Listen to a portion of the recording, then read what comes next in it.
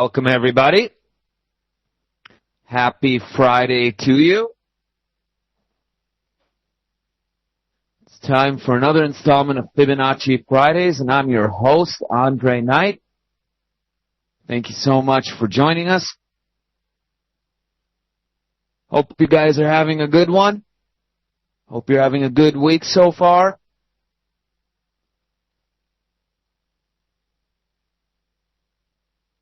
Hope you guys managed to get some pips out of the non-farm payroll today. Those of you who trade the news.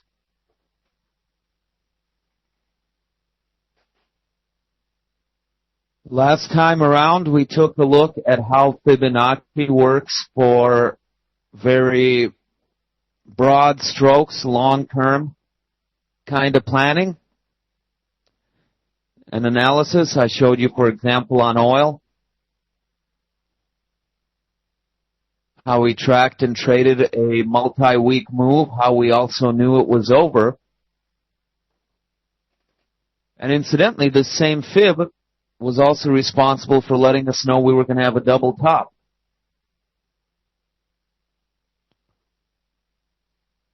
Which hit our 200% fib really nicely yesterday.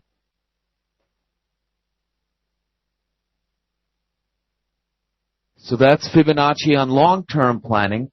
Today, I'm going to show you Fibonacci for what is effectively fairly short-term trades, i.e. news reactions. You'll notice instead of the daily chart, like we often look at, we are looking at a 5-minute chart. I very seldomly venture that low.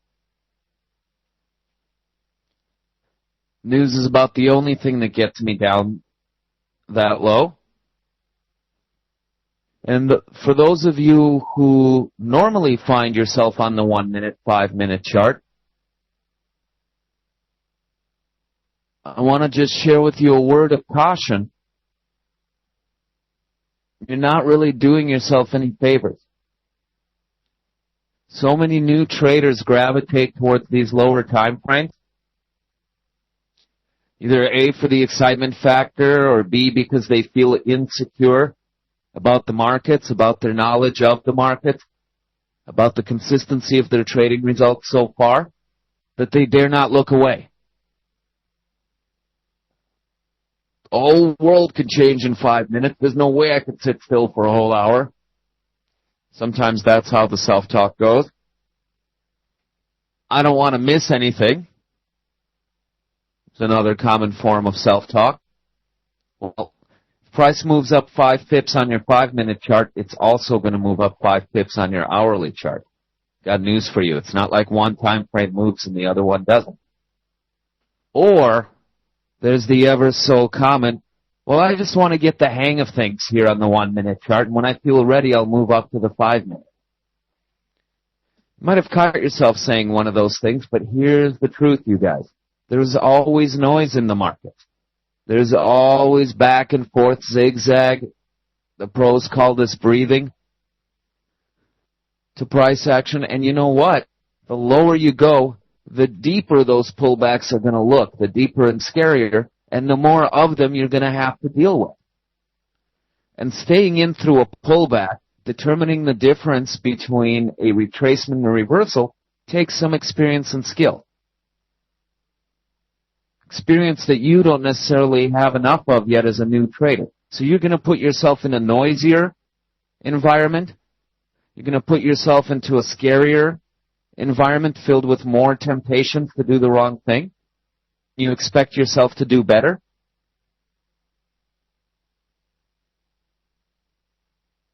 You see the flaw in the logic? I always teach my students to start out on the 1-hour, 4-hour time frames. And I also train them not to look at the chart between candles.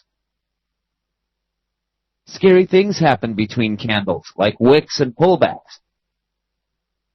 Okay, but if you were, for example, to look at this chart just with each candle open, the swings aren't nearly as scary, are they? Now imagine doing it on an hourly chart where the trends are even smoother and there's less noise. Pullbacks happen less often.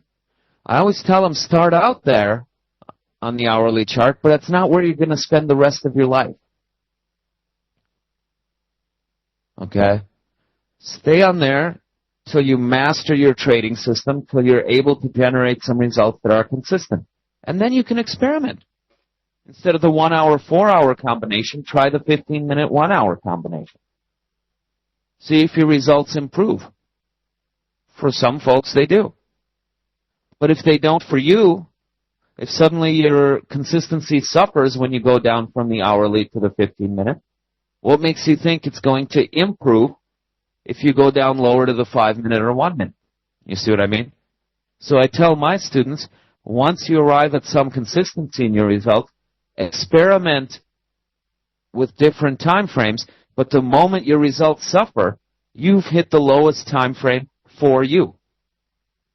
There's no reason to look even lower. The results aren't going to get better. You see what I'm saying? So everybody has the lowest time frame for them, and I do encourage you to experiment and try it, but that experimentation is pointless unless you can generate some consistency in your results first. And consistency, if you're struggling, is going to be easier to find higher up rather than lower down. That's just been my experience. I've trained a few thousand traders,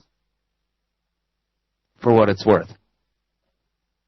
The thing with 1 hour and 5-minute DZ, those time frames are too far apart to really have any reference on each other, any relevance on each other. Because there's also finding the sweet spot between your higher and lower time frame. In my experience, that sweet spot lies in about 4 times to 6 times apart. Too far apart, the time frames start losing direct influence over each other. Too close together, and you're almost always going to give a conflicting signal. Right? That's analysis paralysis. That doesn't help. We want to confirm or deny the trend, not necessarily paralyze us with conflicting signals. So you'll notice some of the time frames I mentioned. 1 hour, 4 hour. It's a factor of 4 apart. There's a reason I said 15-minute 1 hour. They're a factor of 4 apart. I didn't go down to the 30-minute, for example. Now, where I would make use of the 30-minute chart, for example, DZ, would be as a higher time frame to, say, the 5-minute chart. Because now we're a factor of 6 apart. See what I'm getting at? You don't want it too far apart, but you don't want it too close together. Try to keep the relationship somewhere between a ratio of 4 to 6 times apart. So I just gave you guys the speech in favor of longer-term time frames, at least to start. At least to speed your learning curve and get you to some consistent results faster as a starting point. So what the heck am I doing down here on the 5-minute chart then? News, you guys. I go down to my 5-minute chart, and incidentally, DZ, also switch what I'm using as my higher time frame accordingly. No, the 4-hour chart is no longer relevant. I go down during news because it gives me a convenient way to measure the reaction, or in some cases lack thereof, to the news report in question. And DZ, you're not really using a higher time frame, lower time frame system. That's the thing. You could well have a couple 5-minute up candles in the middle of an hourly downtrend, or vice versa. I'm not going to tell you you can't use those time frames, but use them knowing that one doesn't impact the other. If you want to see the longer-term 5-minute trend, you'll see it on the 30-minute. If you like using the hourly for determining trend and direction, try looking for entries on the 15-minute. And you'll find the time frames to be far more effective partners for each other. Just experiment. As with everything else I teach, try it out for yourself.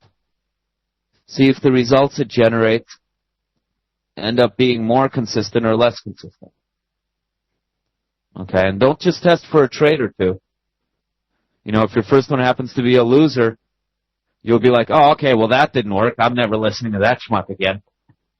You know, it always takes yourself a couple trades to adjust to anything new, which is why you should try it on demo at first. And then once you got the hang of it, really give it a solid try for like a week or two. And then compare the average of the results. Because that smooths out, you know, you might be having a good or bad day. Markets might be having an easy or rough day.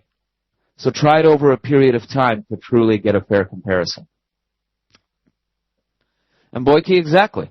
If you like using the 4-hour for entries instead of higher time frame, then your higher time frame to the 4-hour would be daily. It's a factor of 6 again. Absolutely correct. If you like to trade on the daily, you can use the weekly as the higher time frame. That's a factor of 5.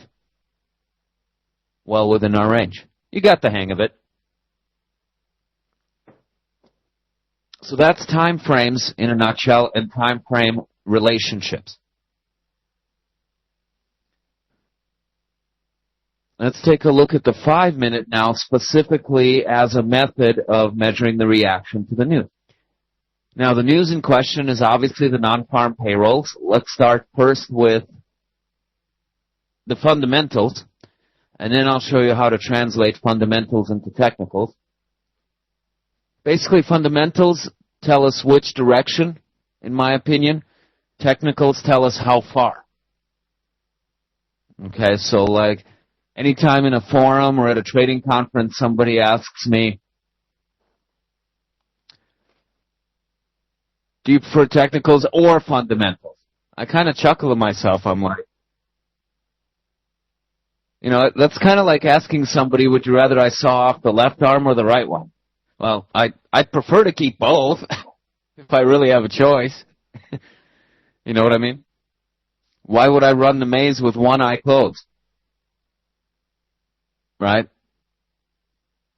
I believe you need both to see the complete picture.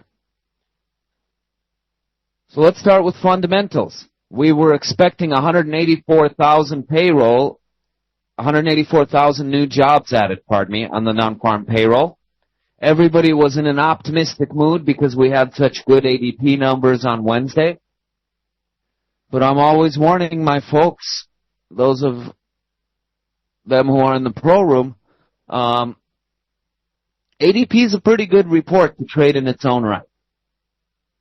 ADP is not, I repeat, not a valid predictor of the non-farm payroll.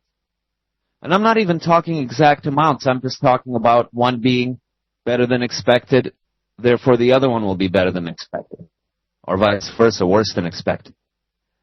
FYI, the ADP has predicted over or under for non-farm payrolls once out of the past 12 months, accurately.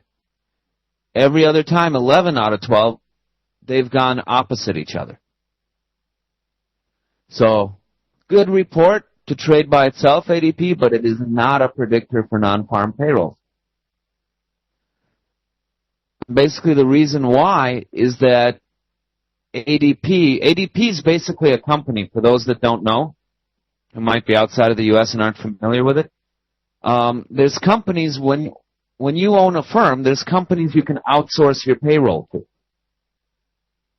Okay, if you don't want to bother with calculating tax withholdings, insurance co-payments, all of that stuff that companies routinely have to deal with for their employees, you can outsource your payroll to this company, and they take care of all of it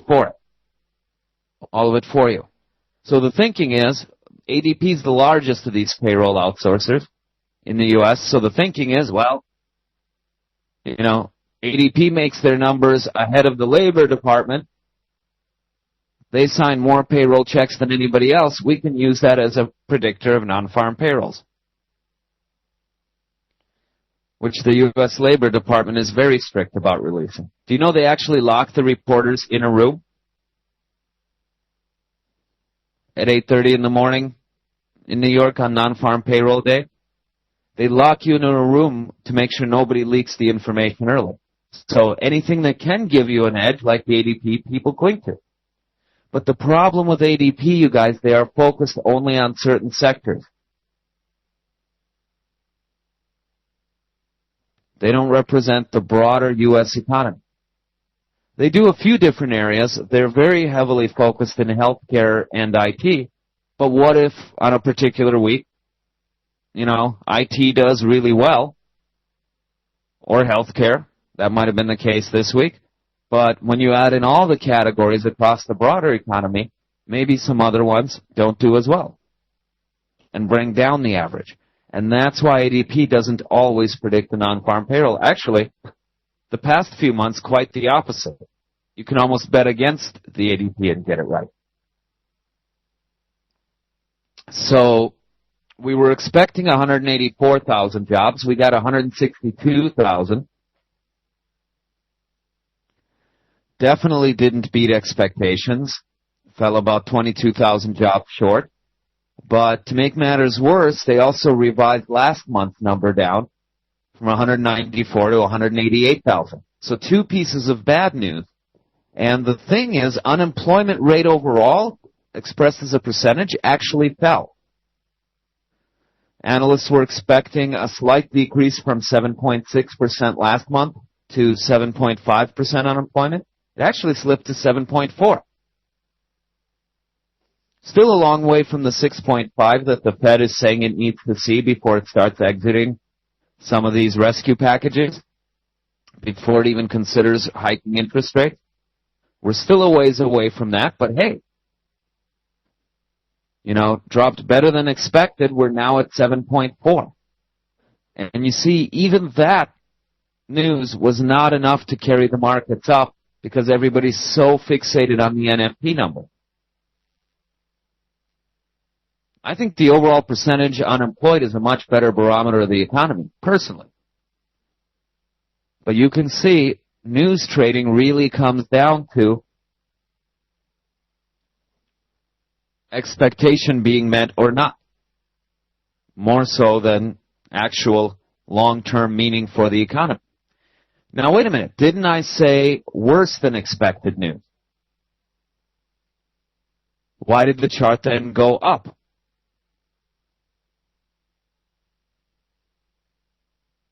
And we're getting there, Enrico. Here's the thing. You better have a reason for your trade before you start reaching for any technical indicator. Otherwise, you're just guessing, buddy. It all starts with a fundamental reason to trade, with a fundamental reason for price to move in the first place. So why, you guys, do we go up on bad news?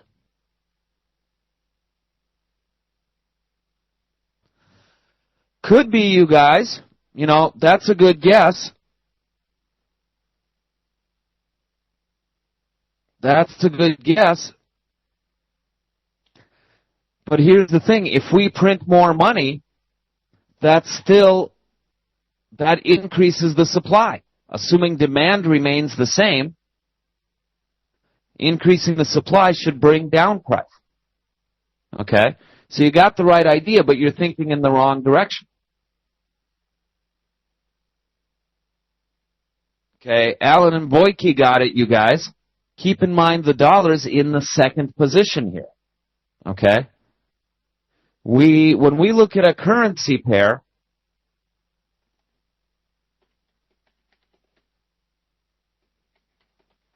what you're actually looking at, you guys,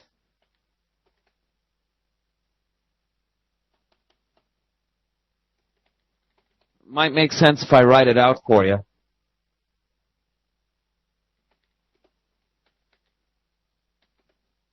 This is what you're actually looking at, you guys. Okay, a Forex pair consists of the base currency, in this case the euro, the base currency always equals 1. That's why we call it the base currency. And then the quote currency, in this case the US dollar. The quote currency is equal to the number on the right part of your chart. Precisely, Alan. So this is telling us there's $1.32 to every 1 euro, right? Base currency, quote currency. So as this number goes up, what is it actually telling you? It helps if you can understand your chart and what it means. As this goes up, it tells you need more dollars to buy 1 euro than before. Or in other words, as this goes up, the value of the dollar is actually going down. Understand?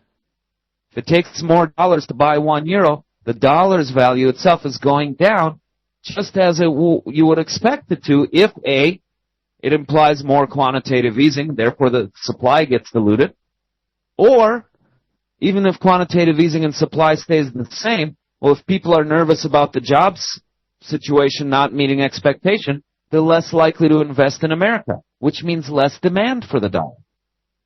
And again, that means more dollars are needed to buy the same euro that before the non-farm payrolls you could buy down here for 131. Okay, an easy way to remember it, you guys, when the news in question concerns the first currency of a pair, it's a direct relationship. Good news, pair should go up. Bad news, pair should go down. When the news in question concerns the second currency of a pair, it's always an inverse relationship. In other words, bad news, price goes up most of the time. Good news, price goes down. At least that's what we would expect. Okay? The next part, you guys, is technical analysis. You gotta confirm what you're thinking, and you gotta answer the important question, how far?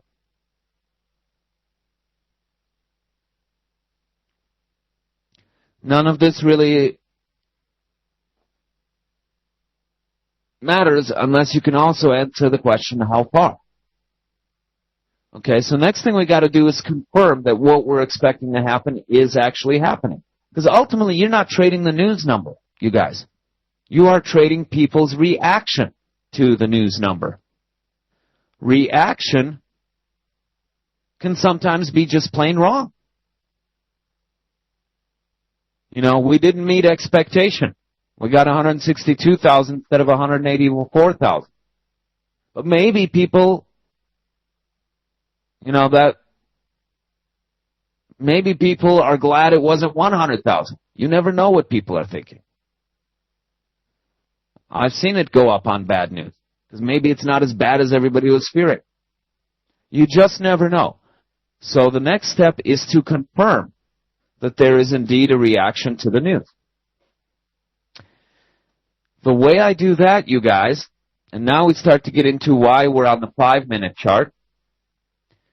What I do is I establish what's called the pre-news situation in a visual and technical way. What are the markets doing before the news comes out? And it's pretty easy to do simply by drawing a couple trend lines. I connect the last several highs we had. Sometimes it is, and if so, Boyke, you'll see it. The same way you can cleanly pick out the news spike on this chart. You'll see it because suddenly you'll have a candle that's much bigger than the preceding candle. In this case, there's already a hint that the banks knew the right price, because notice this red candle's quite a bit bigger than a lot of the candles that preceded it. They already started the stop run in the opposite direction ahead of the news. So you see it. Sometimes it's okay. You just incorporate it into your analysis. Okay, let me connect the last few bottoms. Basically, let's say we're now 5-10 minutes out from the news coming out, somewhere in here and here. And you can see we're trading in a downward sloping channel that's contracting or consolidating slightly. These yellow lines represent the pre-news situation that we find ourselves in. Okay? So the next question you gotta answer, and I answer it 5 minutes after the news comes out, not at the moment the news is read, because there's just too much volatility back and forth. Let price settle a little bit. Question I simply answer, do things look different after news compared to how they looked before news? And again, just like with my 1 hour chart, I don't jump mid-candle. Even if the thing spikes 100 pips, I'll just sit by, do nothing. I never chase the initial spike. You know why? Because as soon as it retraces on you, you get impaled on it. Things turn around just as quickly as they shoot up. So I'll give it 5 minutes no matter what. Yeah. And in a very short period of time, DZ, you'd feel pretty rotten if you got into the excitement and bought up here. Not that you wait till you're up here to buy, but what if you entered your buy here and things, well, as they do during news, happen to slip?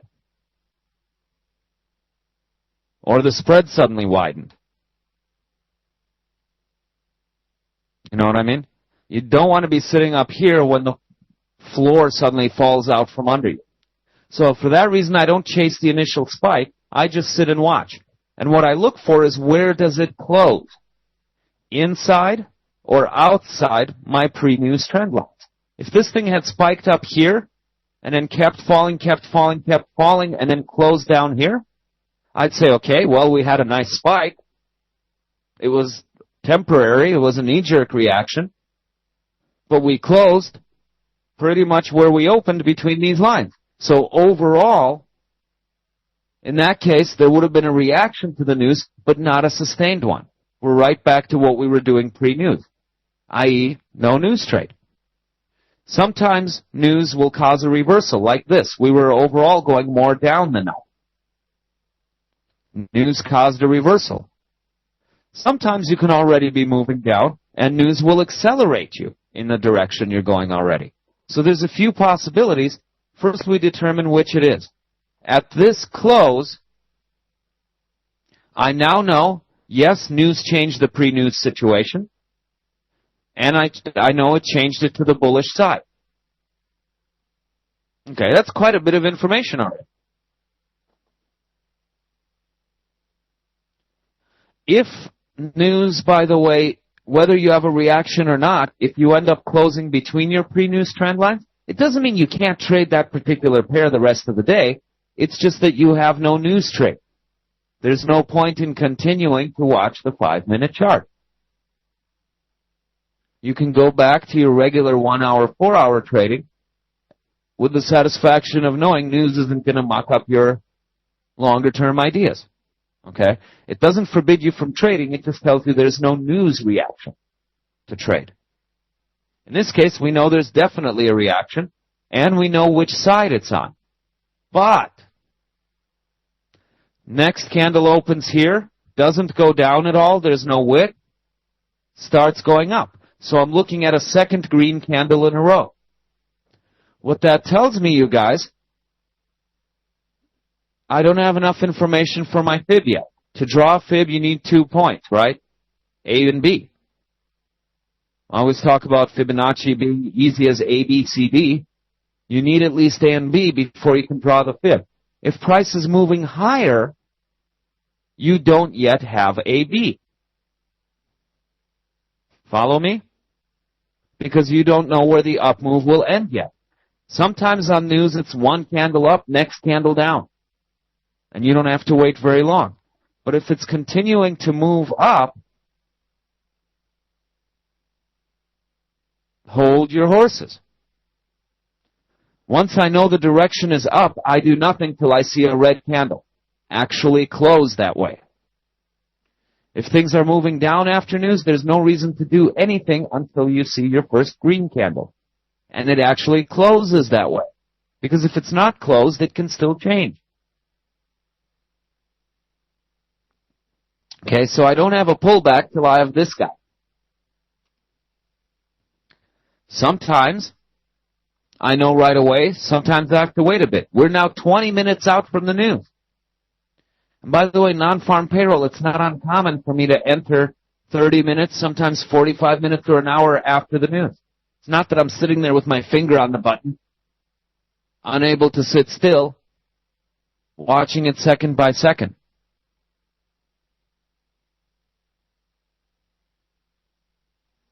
If any of you have been in my pro room or have seen some of my live presentations at a trading conference, if a news event happens to take place while I'm talking, I'll keep talking. I'll keep chatting, shooting jokes, smiling. Every few minutes, 5, as a matter of fact, I might come back, pull my chart up again, check and see how it's going. But normally I'm very, very relaxed. In fact, people ask how can you do this? Aren't you stressed? Aren't you, you haven't looked back over your shoulder at the chart for a whole 2 minutes. Aren't you scared? No, I'm not scared because I trust my system.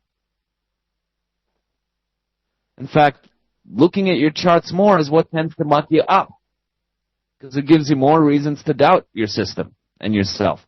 What that doubt really is the urge to trade based on your emotions rather than on your checklist. And anytime you do that, you're going to regret it later.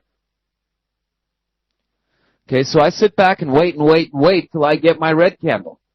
Even 20 whole minutes. Who cares? I read a couple good articles during that time. I only need to check my chart once every 5 minutes. Okay, so this was actually 4 peeks at my chart. Maybe 20 seconds at the most out of those 20 minutes. I was actually watching my chart. But once we reverse, we have a top point. Okay, now I'm going to do this in reverse order of how I normally do it. I'm going to start with the B first, because this is what we know. Right? It's pretty clear where the top is. Once you see the red candle, it's pretty clear where the top is. Okay? Point A. Now here's the thing, you guys. I'm going to put my point A at the bottom of the green candle. Exactly, Drew. Why? Now, particularly those of you that were in my last Fibonacci Friday class where we looked at oil, because we talked about this for some time, why am I not putting it at the bottom of the wick? The bottom of the red wick. Isn't this the bottom of this move? Don't I always say, draw my fibs wick to wick? Why then, Drew, or anybody, I'll put this out to the whole group, why am I putting my A here? And not the bottom of the wick. There you go, Ian. You got it. And Drew, you knew it too. You kind of had said it already, but I just wanted to give the room a chance to pick their brains. Yeah. Remember what we're measuring in this case. If this was an hourly chart and I was measuring an overall trend, yeah, believe me, I'd go wick to wick. But in this case, I'm interested in measuring the reaction to the news. Okay, so K-Chan, in this case, it's not so much the trend line, it's because this wick was formed before news. You see what I mean? The open of this candle is where the news report was made public. I'm measuring the reaction to the news. I'm not interested in what came before the news, except for the pre-news trend lines. Okay? That's where I average out the pre-news situation. So I've got my A, I've got my B. From here on in, it's the same as that oil weekly and daily chart we were looking at last time around. I grab my Fibonacci tool. I'm going to go down to the bottom of point A, and I'm going to drag all the way up to point B, and I'm going to let go. And I'm just going to double check my snaps. Okay, now remember, this isn't normal trading. This is the chaos of news time. This isn't a normal news report. This is non-farm payroll. The biggest, baddest, most volatile daddy of them all. And right about now, if you haven't spent a lot of time with Fibs, you should be sitting there with your jaw on the floor. Oh, you mean we could have predicted the bottom of that retracement? You mean we could have predicted the all-time bottom of the retracement? Oh my goodness. Look at how some of these levels are breaking and then retesting its support before we move higher. Look where we found our ultimate top. Okay. You know what? I'm glad I hung around on a Friday afternoon for this last webinar of the week. Hopefully by now I've got your attention. Maybe news reports, maybe market moves in general aren't random. Maybe there's an order and a pattern to them if you know what to look for.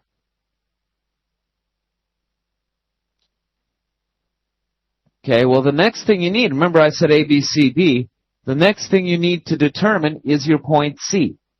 And point C, very simply, is how far you retrace after you form that top. Or in a downtrend, the bottom, obviously. Okay, now notice here, this is not so much a question of bodies versus wicks, you guys. I'm more interested in the furthest point actually touched or crossed.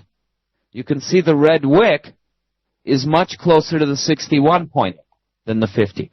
But it didn't complete the journey, did it? So I can't count 61.8, no matter how close to it we come. I go by the last level actually touched or crossed, which would be 50. And this refers to 50%. Okay, your three most common fibs are going to be 38, 50, and 61. 50% literally means halfway point between A and B. Like some of you guys said, DZ, 50% market retracement. Yeah. That's what Fibonacci does. It quantifies that. Remember, we're attempting to answer how far. Right? That's the question Fibs are designed to answer. So in this case, we can see our point C, our overall retracement. This is once the spike chasers, people who maybe had advanced information. You know, obviously they cash in a few pips and at some point they take profit. That's why there's always a pullback. That's why there's always a second wave. The people who got in here have to sell and take profit at some point. The people that didn't get in here are waiting for price to come down so they can get in. Right? The lower price goes, the more tempting it becomes to buy again after such bullish news. So there will always be a pullback. There will always be an extension because of human psychology. Really risky traders, easy. Unless you're a bank trader, the kind that likes to gamble and lose more often than they win.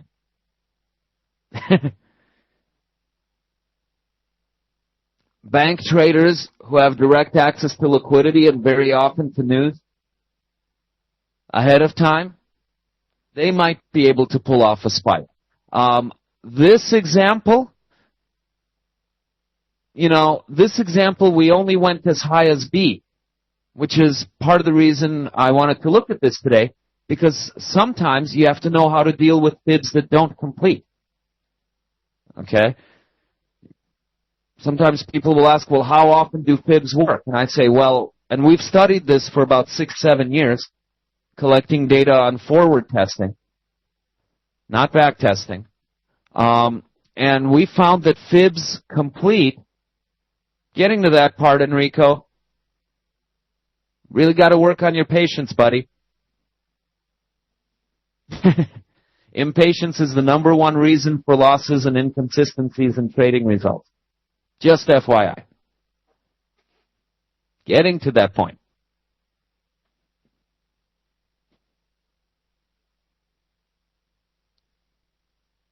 The thing is, we found that 77% of the time, C will go straight to D. Okay? But that doesn't mean that the other 23% of the time necessarily have to be losing trades. It might be situations like this, where you close your trade for a profit, maybe back at point B. You still made money, you just didn't make as much as you were maybe hoping for when you entered. Okay? This is indeed a fib that did not fully complete. Yet. I'll show you what to look for in a moment. But as of now, it did not fully complete. As of now, it actually gave us an exit signal. Kind of get out, wait to see what happens next. I'll show you what would trigger us getting back. But it's not a losing trade. Okay? Had this fib completed and had gone all the way to D, you guys would see something else. Not only is there always a pullback and always a second wave, but most of the time, 77% of the time, the distance from C to D is the same as or actually longer than the distance from A to B.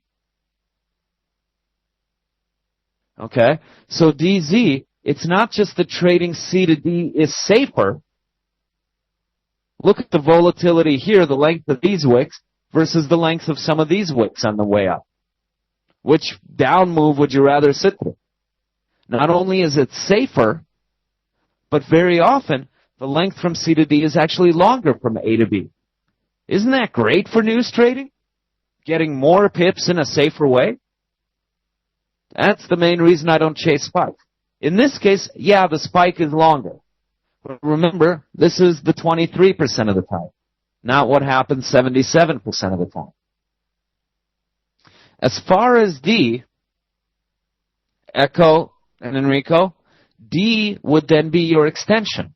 If I shrink this down so you can see some of the numbers above zero, you'll see that they're all greater than 100%. D is your target, Enrico.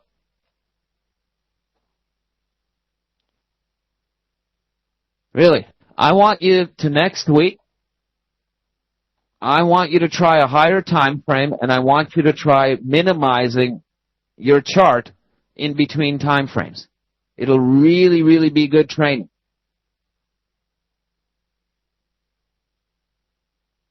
We need to get your brain to slow down if you want to do well. Okay, so practice next week not looking at the charts. I'm serious about this. I'm really serious about this.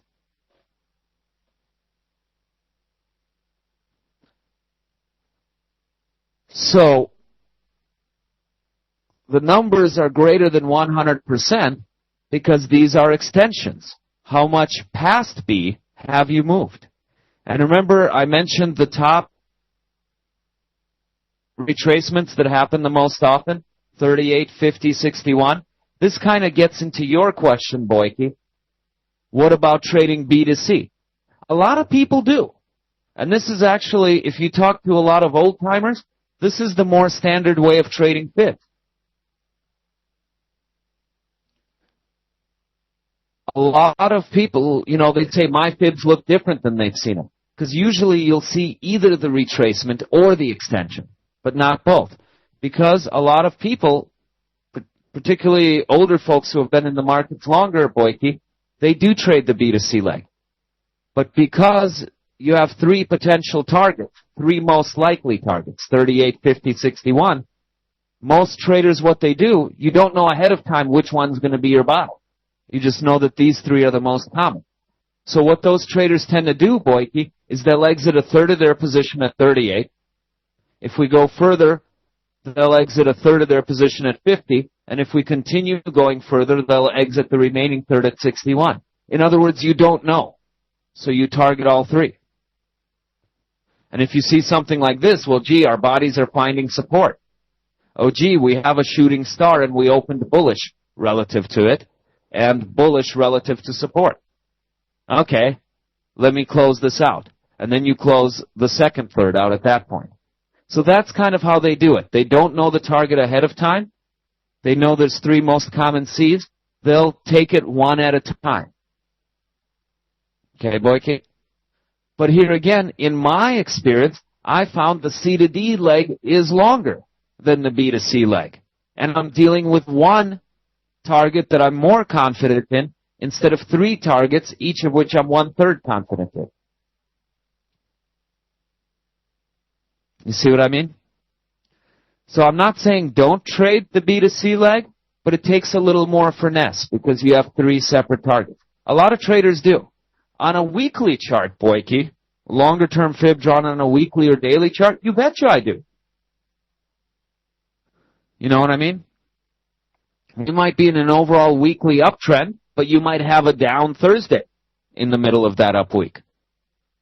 And that down Thursday might be exactly the distance between your 38 and 50. So if this was a long-term fib on the daily chart, I might zoom in and trade just between these two levels on my hourly chart. Absolutely. But for a news trade, Boyke, I would advise trading against B2C. Here again, too unpredictable. Yeah, counter trend is absolutely okay to trade. You know, we have a different set of rules for counter trend trading versus trend following. Remind me and I'll cover them next Wednesday in our institutional trading strategies class. I can show you what counter trend looks like. Different set of rules, but still follows a set of rules. It's absolutely okay. And yeah, B2C might be your best friend in trading counter trend. But usually I have another tool. I have the 21 EMA, Boyke. And I found that 9 out of 10 counter trend moves just return back to the 21 EMA. Okay, but yeah, that could be one area where a B2C like is useful. Remind me on Wednesday. We'll go over reversals and counter trend trading. But in this case, I'm interested in the C to D leg, you guys. And we've got some C to D movement rules.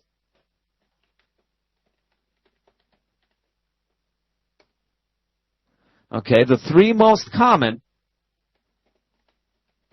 the ones you're going to see the most often, if your C retraces to 38, your D normally extends to 130. 77% of the time. Not 100% of the time, but enough to give you an edge. If your C retraces to 50, 77% of the time, your D extends to 161. And if your C retraces to 61, 77% of the time, your D will extend to 161. Okay, now as for some of these other less common levels, I do have all the C to D movement rules summarized. And in addition, we've also got a PDF document attached to the very first message of the thread. I just gave you guys a link to my forum.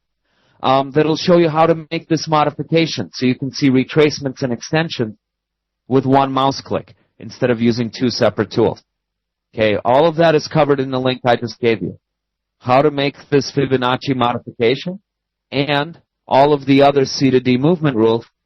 But here again, why not start out trading the three most common ones, the ones with the highest probability of success, then move on to some of the other minor in-between ones.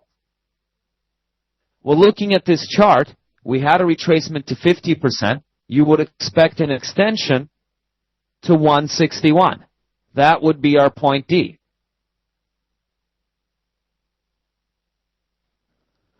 But as it so happens, this time, this is one of those 23% of the time that we didn't quite make it all the way up to here. Yet. Okay? There's a couple reasons for exiting early in this case. And I like looking at real market examples. Not everything has to be a perfect textbook example that you can't repeat. Okay? I like teaching based on live market examples. So what happened here? What were some clues that we weren't going to go all the way up to 161, at least not in one fall swoop? Well, pullbacks can and do happen along the way. Notice we had pullback here, we had a pullback here, we had a pullback here. But what do all of them have in common? It's okay if resistance holds and bounces you down along the way. That's why we call it resistance, people. As long as support also holds. Okay? We didn't break support here. Here we finally broke this resistance and established the former resistance as our new support. Okay? Here, quite the opposite is happening. We failed to find support at 0, and not just once, this is the third time. Okay? held as resistance but eventually broke. We tried to hold it as support but couldn't. We tried to hold it as support but couldn't. Third time in a row, we tried to find support at point B at a 0% fib, but we could not hold it as support. And as a matter of fact, the next candle establishes it now as resistance.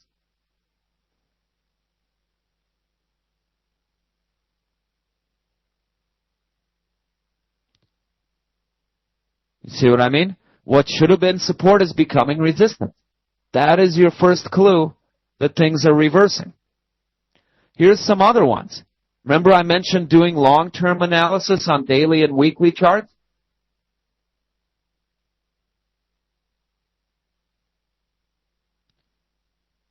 Right, we spoke about that. Let me just refresh myself on how I had mine marked.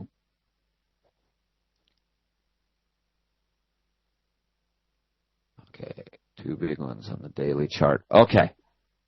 I do my analysis at the start of every morning on my daily chart because I just had a new daily candle. Okay? And on the daily chart, I'm following a much longer term fib measuring this up move to this retracement. This one didn't quite make it to 50. It's a 38 retracement, which gives me a long-term, not talking about today, long-term potential target at 33.78 if this long-term fib were to complete. But here's the thing. Let's go back to our 5-minute chart with that fib in place. And oh my goodness, that 138 level would actually line up with one of my bonus rounds from the shorter term fib. This is what I call a double Fibonacci confluence. And by that same token, remember up here by that 0% fib, we did break 0 as resistance, but we never quite went anywhere. Do you now see what cut this up move short? The longer term fib. And the one time we did close above this level, we failed to hold it as support. So part of the reason this particular news trade got cut short is because we have another double Fibonacci confluence up here. I'm going to throw in an indicator. Sometimes I like to confirm my signals with indicators. I'm going to throw in a momentum-based indicator called Osmo. Okay, but really, you can do this with most any momentum-based indicator. You could substitute MACD. For example, you'll notice I use the same settings as a MACD, 12.26.9. Okay, and I just want to confirm what's happening as we're finding this resistance here. Notice my Osmo tops out, but this top is not nowhere as near as tall as this top. If I connect my two tops, and I connect those same points on my Osmo, you'll notice price made a higher high, while our indicator failed to make a higher high. This is what's known as a divergence. And in this case, a bearish divergence. So there's 3 reasons: support failing to hold, becoming resistance, the presence of a double Fibonacci confluence, and then the formation of a divergence. 3 clues telling us that this one was not going to go all the way to D. But that doesn't mean it's a losing trade. And while I've been talking, I also noticed support finally broke. Remember what I said? I don't mind resistance as long as support holds. Support just broke. So probably we're not going to get our second chance opportunity. What would have gotten me back into this trade is if we had finally established this double Fibonacci confluence as support. If we broke above here and stayed above here, then I could always get in as a second separate trade and trade up to that 161. But the way things are looking as of now, I don't think that's going to happen. I think we're going to spend the rest of our day today, as Friday draws to a close, kind of chopping in between these levels here. Okay? That's Fibonacci trading in a nutshell. Seeing a couple questions. Enrico, you're asking, can I make my D my new point A? Very often that's what happens. And eventually you end up drawing a fib in the opposite direction. Sometimes you have to do it before you reach D, though. It's wherever I see a zigzag. If this down move were to now have a significant pullback to the upside, that's when I would have enough information to redraw my fib. Ian, by the same token, very rarely do I have to change my A to be to the C position. Okay? Because I've got what's called bonus rounds. You'll notice, for example, here, had we reached point D and kept going, if we break 161, establish that as the new support, I can always get in for a new trade and trade up to 200. I have other fibs beyond 161. Okay? In fact, that's what I was referring to. The first bonus round happens to line up almost perfectly with our longer term fib. So you usually don't have to make your C your new A, because your bonus rounds will cover you, and then when you reverse to the downside, you just draw a new fib in the downside direction. Some people do, Ian. It would still work out, but I find I usually don't have to move my fibs. I have bonus rounds to cover that. And after a fib completes, by the way, if you don't go to a bonus round, if your D were to hold as resistance, usually you return back to 0, or your point B. Okay? And that becomes the A to B leg of your next fib in the opposite direction. Okay? And this particular trade, Drew, this is a pretty good indicator. We had a tweezer reversal here at a support level. The second candle is a shooting star. We open north of support and bullish to that shooting star. Shooting stars are reversal patterns. So this would be a good open. Open of this candle. As far as exit, like I said, what would get me probably the failure to find support here, the divergence here. So probably your exit would be here. Not at the very top, but when it becomes clear that you're reversing and not going any higher. And again, this isn't one that completed C to D. This isn't a perfect one, but hey, it's 46 very safe pips taken on a 5-minute chart. A 46 pip trade is pretty good for a 5-minute chart. It's 46 very safe pips during what is normally a very unsafe and unpredictable news report. Okay? Now you repeat that across several different pairs and several different trades. That's where it really adds up. I'm after safety and repeatability, more so than anything. The rest takes care of itself over time. All right, here's a couple links for you guys. FX Admin was kind enough to let me run over as it is, but we do have to wrap it up. Let me give you a couple links if you wish to go further. The first link is to my daily newspaper, daily e-newspaper. This is totally free. Okay, visit that link, sign up. It's just kind of a summary every morning of the most tweeted headlines, financial headlines, which is very often where trade ideas come from. The second link, okay, I've only covered one indicator. I briefly brushed over a second one you can use for confirmation. Okay, Fibonacci is a tool, you guys. It is not a complete system in and of itself. It's one tool for answering one question. How far? Okay, technically two questions. Where are the support resistance levels along the way? But if you want to learn my entire system, every indicator I use, how I use them in combination, you'll get a healthy dose also of trading psychology, money management, probability, risk reward, a lot of stuff most trading systems leave out. But that's the second link, my online workshops. They're recorded. You can watch them at your convenience, but they'll teach you the entire system. Third link, you guys, this is our live coaching program. If you thought today was fun, imagine doing it live, looking at real markets twice every trading day, 10 times a week. If you think today was helpful, imagine what that would do for your trading results. 2 times a day, 10 times a week, looking at live markets, evaluating not just my trade, but yours as well. Okay, that's what we do in our live coaching program. And that's why it's so effective and has won so many awards. Third link, if you're on a budget program, if you're worried that you can't spare the time, which, by the way, we record all our sessions, so you can always watch them after the fact. But if you're worried you can't spare the time, or maybe you can't spare the money, which it's not expensive, it's less than the average losing trade. I'll tell you that. But we have what we call our weekly video updates. For only £29, we'll send you the video of our Monday morning session every week. You don't get to interact, you don't get to ask questions, but hey, it's only £29. Why the Monday morning videos, you guys? Because that's where we do our analysis for the whole week ahead. Okay? Remember I said daily chart every day? Weekly chart every week. So it's where we do our daily, weekly, long-term planning that most of our individual day-to-day trades take place within.